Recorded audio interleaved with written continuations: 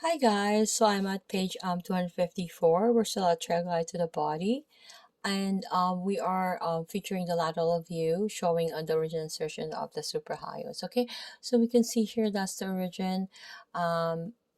This is the origin of the stylohyoid and the digastric, and we have the mylohyoid, which is the underside of the mandible, more so inferior.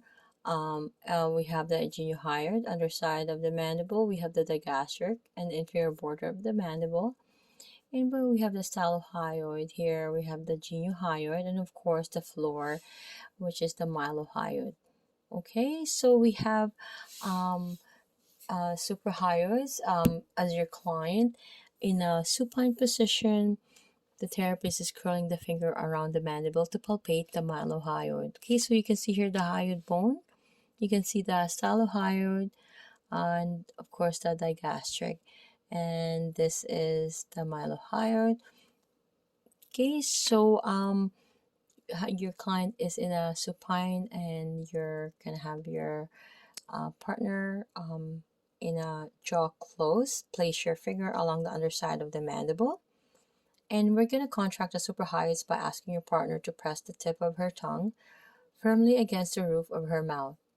Note how this action forms a wall of taut muscle along the base of the mandible or the jawline. Okay, so follow it as it extends down to the hyoid bone. So with the tongue relaxed, we're going to palpate the flat surface of the suprahyoid tissues, distinguishing them from the lumpy texture of the submandibular gland.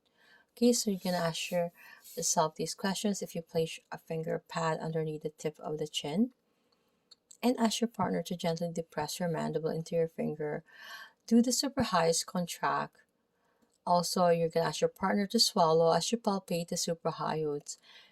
Do these tissues contract?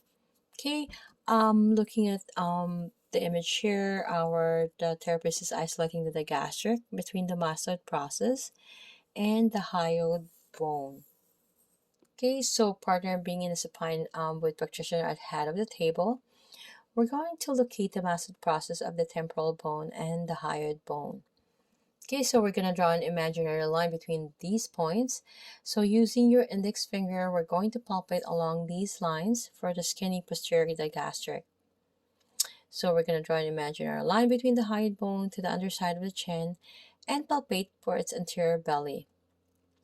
To feel the digastric contract, place your finger under the chin and ask your partner to try to open her mouth against your gentle resistance. So this contraction will sometimes allow both of the digastric bellies to be located more easily. So you're going to ask yourself this question: is the muscle you are palpating superficial and pencil width? Does it extend from the mastoid process to the hyoid bone to the chin?